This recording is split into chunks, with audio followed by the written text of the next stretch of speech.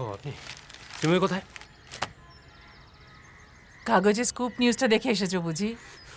আপনি এসব মিথ্যে খবর কেন ছাপাচ্ছেন? তোমার কি মনে হয় এখনো সবকিছু মিথ্যে? হ্যাঁ, তোমার শরীরে যা যা লাভ বাইটস আছে আসল শ্রীময়ী সেন ছাড়া কেউ জানতে পারবে? ও বাই দ্য ওয়ে, তুমি যে আগের বছর আমাকে জন্মদিনে আমাকে একটা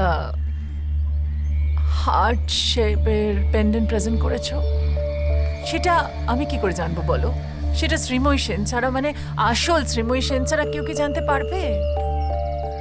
আরো অনেক তথ্য আছে অয়নজিৎ, যেগুলো শুধুমাত্র শ্রীময়ী সেন ছাড়া কেউ জানে না। অয়নজিৎ, কি দেখো,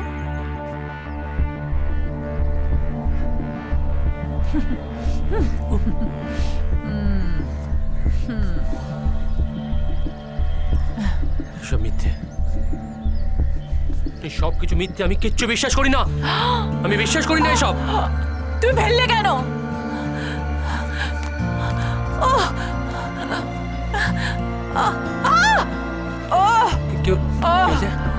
কি হয়েছে নাকি? তুমি তো জানো আমার ভার্টিগো আছে। সবকিছু আপনি নাটক করছেন, আমি খুব ভালো করে বুঝতে পারছি। আপনি আমাকে ট্র্যাপে ফেলার চেষ্টা করছেন, আর কিচ্ছু নয়। হ্যাঁ, আপনি ট্র্যাপ করছেন। ট্র্যাপ?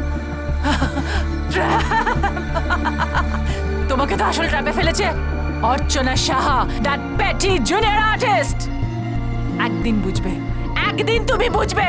নিজে যেদিনকে বুঝতে পারবে যে কোনটা সত্যি আর কোনটা নাটক, that will be too late.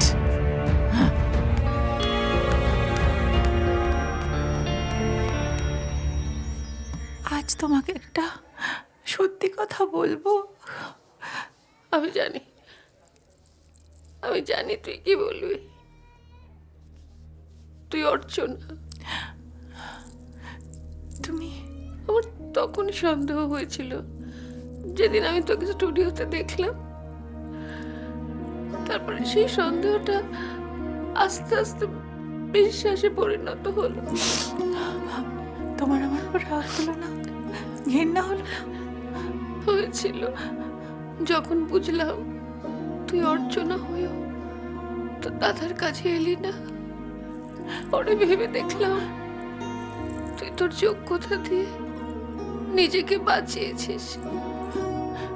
এই জায়গাটা তৈরি করতে তোকে কম পরিশ্রম করতে হয়নি। তবু তবু তুই তো আমাদের কোনো অভাব রাখিসনি। আমার আর এই জীবনটাতে বাঁচতে ভালো লাগছে না বৌদি। আমার মনে হচ্ছে পুরনো জীবনে ফিরে যাই, তোমাদের সবার সঙ্গে একসাথে বাঁচি। ভালো লাগছে না। আমি আমি তোর বিয়েতে ভাঙতে দিয়েছিলাম। কেন জানিস? ভয়, তোর বিয়ে হয়ে গেলে যদি রোজগারের টাকাটা বন্ধ হয়ে যায়। তাই ওই একই সম্বন্ধটা আমি মিতালির সাথে করেছি। তুই যে জীবনে ফিরে আসতে চাইছিস, সেই জীবনে সবাই তোকে শুধু ব্যবহার করেছে। তাই তাই যে জীবন তুই পেয়েছিস সেটাকে তুই তুই ঈশ্বরের দান বলে মনে কর। অর্চনা, ভাইপোটাকে দেখিস। ওটার কেউ। বৌদি, বৌদি, না!